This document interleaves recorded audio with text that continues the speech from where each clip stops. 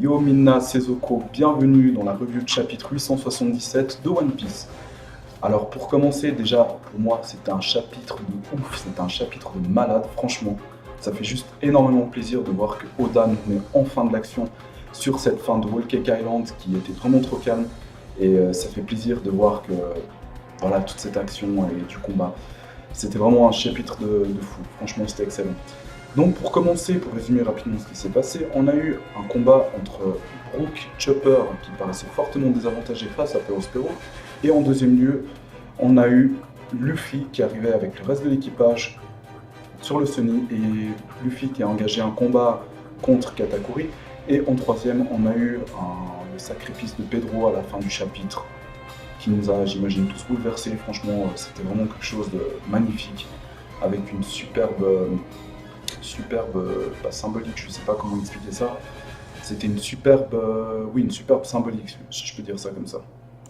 Alors pour commencer, déjà, pour parler de la cover du chapitre, il n'y a pas grand chose à dire, je dirais, parce qu'on voit voilà, que c'est la continuité de ce qui se passait avant, avec Sai qui a l'air de retrouver une femme, on dirait qu'elle est de la race des hommes poissons, je sais pas, un peu bizarre, assez musclée et tout, qu'apparemment ça devait être la promise qu'il avait, avec laquelle il devait se marier normalement, qui avait été prévue, et qu'apparemment quand on voit qu'il lui dit qu'il veut lui parler, c'est probablement pour lui dire qu'il n'a plus l'intention de se marier avec, parce qu'il va sûrement se marier avec Baby Five. Donc ça, ce sera à voir dans la continuité des mini-aventures par rapport à la cover.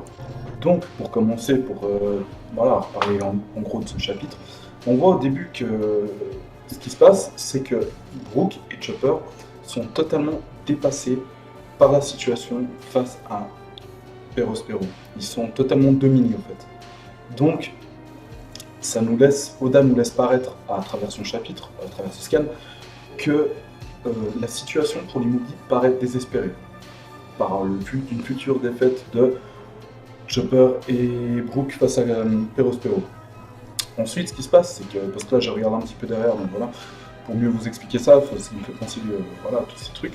Ce qui se passe après, ensuite, on voit que quand les Mugi commencent à débarquer, de loin, en Katakuri, qui a vu avec, voilà, forcément avec son type d'observation, dit que à ces hommes, les soldats de Big Mom, de rentrer, de vite repartir par le monde miroir, car vous allez tous finir à ses pieds, comme il dit, probablement parce qu'il voit que Luffy va utiliser le Haki des Rois pour tous les mettre à terre, ou soit il va tous les démonter avec une Gatling Gun ou quoi.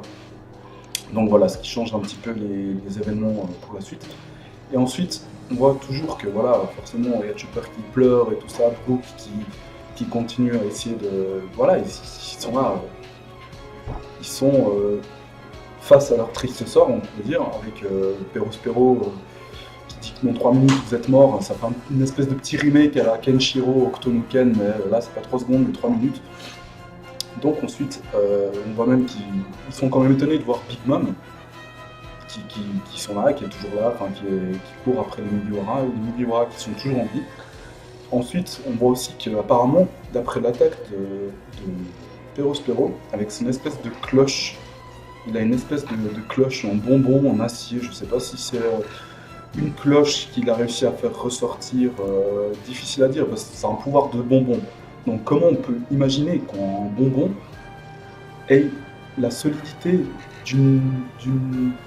du fer, en fait, si on veut. Moi, je pense que son attaque est un bonbon, voilà, une cloche en bonbon, qu'il a fait la forme, tout ça, avec ses pouvoirs et tout, et qu'il l'a rendu aussi solide que de l'acier. D'après ses dires, forcément. Mais c'est clairement pas son pouvoir qui lui permet de faire apparaître de l'acier, c'est pas possible. À moins que lui, il avait quelque chose, une cloche qui était restée dans la mer, je sais pas, qu'il a prévu, on sait pas, mais je pense pas. Et qu'il a fait sortir cette cloche, grâce à son pouvoir du bonbon qui a collé la cloche, qu'il l'a fait sortir pour pouvoir la recouvrir. Et voilà, mais je pense pas que c'est quelque chose dans l'acier. Là, ce que je dis, c'est voilà, c'est une supposition, parce que même dans mes dires, il y a de l'incohérence, mais bon. Voilà, apparemment, après on voit que Luffy, quand il pète son espèce de cloche Iron Maiden avec son Red Hawk, ce qui se passe, c'est qu'apparemment, le point faible du truc, du bonbon, de Perospero, c'est que le feu, apparemment, ce serait le point faible pour lui. Ça serait un point faible, parce que Perospero, ça pète sa cloche. Bon, après, il y a Katakuri qui se met devant lui pour pouvoir le contrer. D'ailleurs, chose à laquelle Luffy ne s'y attendait pas. Mais on voit que Perospero, à un moment, il dit des flammes. On voit qu'il a une petite goutte de transpiration, et il est quand même surpris par la situation, parce qu'il n'imaginait pas que Luffy allait facilement péter avec un Red Hawk, sa cloche qu'il a sortie comme ça, qu'il allait péter aussi facilement. Et peut-être qu'il se rend compte, il se dit peut-être que voilà, il a découvert mon point faible par rapport à mon fruit du démon. Mais ça reste encore à voir. Après, c'est qu'une supposition que les flammes soient, comment dire ça, les flammes soient le point faible du fruit du démon de Perospero. Ensuite, ce qui m'a interpellé, c'est que aussi, parce que j'imagine qu'il y a peut-être pas mal de monde qui vont peut-être prendre ça différemment, c'est au moment où Carotte, elle est étonnée en disant que les pouvoirs de ce type, en parlant de Katakuri, sont comme ceux de Luffy. En fait, c'est pas que le Katakuri a des pouvoirs semblables à Luffy, c'est qu'avec son pouvoir du Mochi Mochi no Mi, il a pu, à la consistance de son corps, allonger son bras pour prolonger la portée de son attaque, simplement.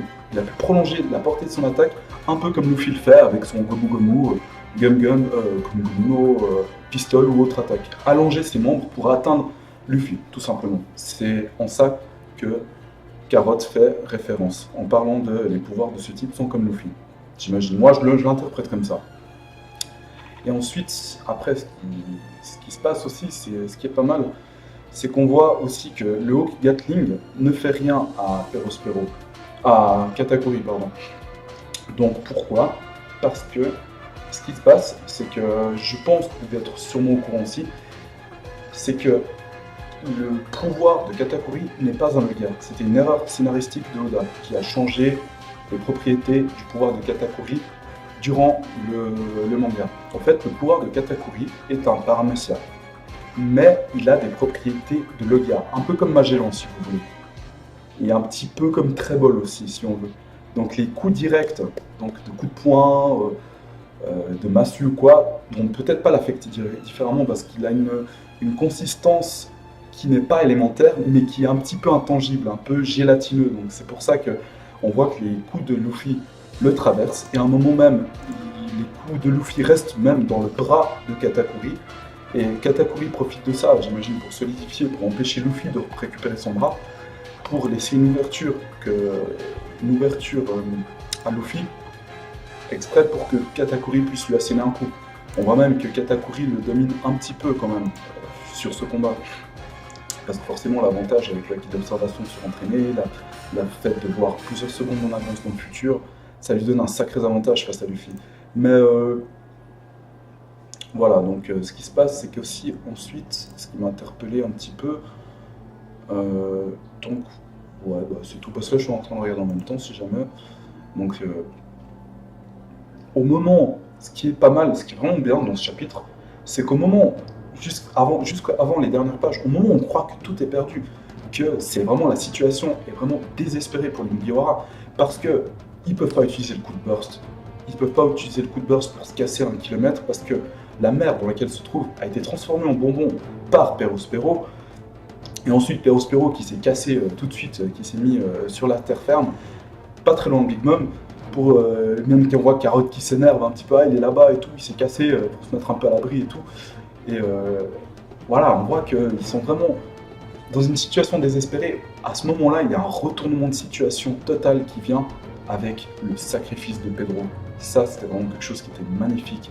C'est vraiment toute une symbolique où il parle que, voilà, il savait que c'était son dernier voyage, il va se sacrifier, il sait pourquoi il le fait, il a choisi vraiment le moment le plus opportun pour son sacrifice, pour permettre aux Mugiwara de se sortir de cette situation désespérée. D'ailleurs, on voit à la fin sur le chapitre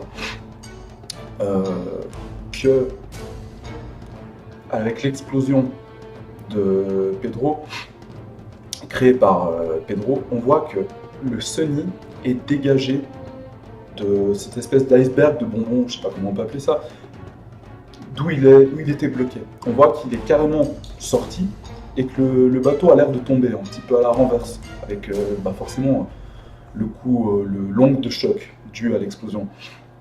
Et c'est vraiment quelque chose qui a l'air, qui va donner un gros avantage au Mugi. Donc Par la suite, voilà, forcément, bah, ça va permettre au Mugi, mais ça, je vais en revenir en partie deuxième vidéo, ce sera plus simple.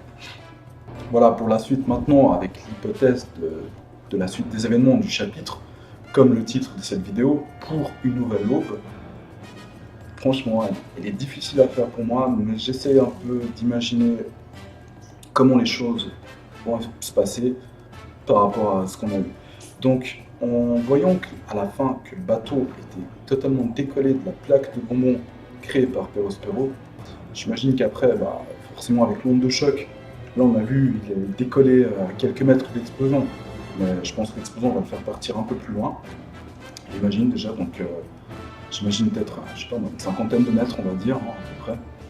Et il va rester à nouveau, parce qu'on dirait que comme il était incliné, genre comme ça, au lieu d'être comme ça à plat, il avait l'air d'être un petit peu 45 degrés et tout ça. Donc après, on peut imaginer qu'après, il revient après d'une manière comme ça, avec le poids, je sais pas, voilà, pour éviter forcément que les mecs, forcément, bah voilà, ils se retrouvent comme ça, et ils arrivent plus à repartir ou quoi, enfin, que ce soit la merde pour eux, donc c'est un peu logique. Ça devrait après retomber comme ça, et après, j'imagine qu'à partir de là, bah, de toute façon, ils ont déjà chargé les colas, donc on devine tout de suite que par la suite, ils vont utiliser un coup de burst pour se casser à 1 km plus loin pour pouvoir dégager du territoire plus vite du territoire de Big Mom, enfin de toute la merde dans laquelle ils sont. Et par la suite, j'imagine que le problème, ce qui se passe, c'est qu'il y a toujours Katakuri qui est sur le bateau. Et je pense que Jinbei, bon bah voilà, Jinbei, après avoir pris, voilà, on a vu qu'il a pris Nami, les autres, tout ça, il voulait aller les aider et tout, mais vu que Perospero a été atteint par l'explosion, j'imagine que, ouais, en fait, il y a deux parties à dire dans ce chapitre, mais pour la partie, pour ceux qui sont sur le bateau, je dirais que l'effet de la transformation du bonbon va peut-être être annulé, ou ils vont trouver sûrement une solution pour pouvoir combler ça, pour empêcher ça. Et, mais vu que de toute façon Katakuri est occupé avec Luffy, mais Jinbei, comme il connaît ses points faibles, il peut très bien utiliser du cola ou peut-être, je sais pas, quelque chose pour contrer les pouvoirs de Katakuri. Parce que normalement c'était le thé noir ou de l'eau. Mais est-ce qu'après du cola, vu que c'est quand même une boisson à base d'eau, mais collante, un peu comme on pourrait imaginer le Mochi Mochi Nimi, ça va peut-être pas avoir d'effet finalement, mais on peut imaginer que par la suite, il peut avoir une utilisation de Jinbei quelque part avec de l'eau pour justement aider Luffy face à Katakuri, pour gicler Katakuri au plus loin. Et je pense que s'il va être giclé, bah, il va atterrir forcément, comme par hasard, bah, sur la plaque de bonbons, il va pas tomber dans la mer, parce que si Katakuri crève aussi bêtement comme ça n'a pas de sens, surtout pour un shonen comme One Piece, donc vous voyez où je veux en venir. Mais on peut imaginer comme ça à la suite que, voilà, par la suite, après Katakuri tombe sur le bateau et qu'il va essayer de continuer à faire quelque chose, ou d'aller voir si Big Mom va bien, il va être pris, il va y avoir quelque chose comme ça, mais difficile à imaginer. Mais j'imagine, le plus loin que je peux imaginer pour moi, c'est au moment où Katakuri va se faire gicler et qu'il va atterrir sur la plaque de bonbons. Juste avant qu'il y ait le coup de burst, tout le monde va s'accrocher, et là c'est Jinbei qui va essayer de lui faire gicler ou quoi à ce moment-là, et puis il ne pourra même plus les poursuivre en fait. Donc moi j'imagine que c'est comme ça qu'ils vont s'échapper, je vois pas vraiment d'autre solution. Mais pour la partie qui se passe avec Big Mom et qui se trouve sur l'île, qui se trouvait pas très loin, à proximité, donc avec Pedro et Perospero, difficile à dire si Pedro est mort, mais c'est possible que, bah, de toute façon il va être grièvement blessé, mais même s'il ne meurt pas, on sait bien qu'il lui restait plus beaucoup de temps à vivre, donc c'est un peu normal qu'il va être mort, et peut-être pas Perospero. Parce que de toute façon, même s'il a survécu à l'explosion, genre Pell avec la bombe à l'arc à la Basta, bah, j'imagine que même s'il survit un peu en mode Pell, de toute façon, il ne pourra pas survivre plus longtemps, peut-être quelques jours. Parce que même s'il sera emprisonné, son espérance de vie a été prise, et il savait qu'il lui restait plus beaucoup de temps. Il le savait, donc voilà. Donc même s'il survit, voilà, donc, mais difficile à dire.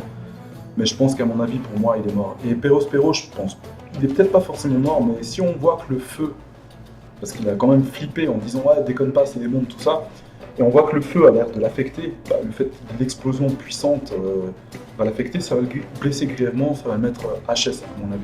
Il va pas être mort, je pense pas, mais il va être HS.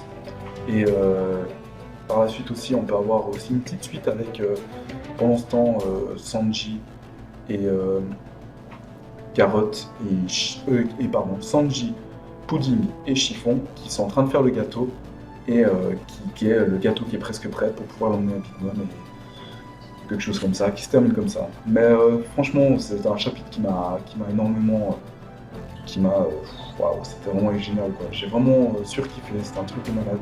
Surtout à la fin, on voit qu'il y avait vraiment toute une symbolique avec tout ça, avec le sacrifice de Pedro à la fin, pour accomplir le but des 10. Il y a quelque chose tout ça là-dedans, c'est difficile à expliquer, mais je pense que moi je ressens les choses comme ça, voilà, c'est que il a vu le potentiel de Luffy avec tout ce qui s'est passé, avec tous les événements qu'il y a eu, et voilà, il savait qu'il avait quelque chose à accomplir en venant ici, il savait que c'était son dernier voyage, mais il a vraiment su l'utiliser au bon moment. Et ça fait juste énormément plaisir de voir toute une belle symbolique comme ça autour de ça, même si ça nous attriste un petit peu dans un sens, de voir que waouh, mais en même temps, on ne pouvait pas terminer sur une happy end, en même temps, on est quand même dans le nouveau monde sur l'île de Big Mom, donc c'est normal qu'il fallait que ça en arrive à un truc comme ça. Donc voilà. Sur ce, bah, malheureusement, la mauvaise nouvelle, c'est qu'il n'y a pas de chapitre la semaine prochaine, car Oda est en pause. Donc, le week-end prochain, je ne sais pas, j'aimerais bien faire un live, mais malheureusement, voilà, forcément, là où j'en suis au niveau de la chaîne, ça va pas être possible pour moi, parce que, mais voilà, s'il n'y a personne, il n'y a que moi, ça va pas le faire, mais bon, je vais quand même essayer de faire un test, voir un peu ce que ça donne, et puis voilà, s'il y a du monde, bah tant mieux, venez, hein, franchement, ça va être sympa. Et s'il n'y a personne, bah tant pis, c'est pas grave, enfin, vous verrez bien sur le moment venu. Donc, sur ce, moi en attendant, je vous dis à la prochaine. N'hésitez pas à liker cette vidéo si elle vous a plu, à me faire part de vos avis en commentaire également. Ça me ferait plaisir d'avoir un peu vos avis en commentaire aussi. Et aussi, voilà, si vous avez envie de partager cette vidéo, hein, si l'envie vous en prend aussi, bah voilà, n'hésitez pas à vous abonner, hein, c'est vous qui choisissez comme vous voulez. Et moi sur ce, je vous dis à la prochaine. Genki Dada, portez-vous bien. Jan et Kaizo Kotachi.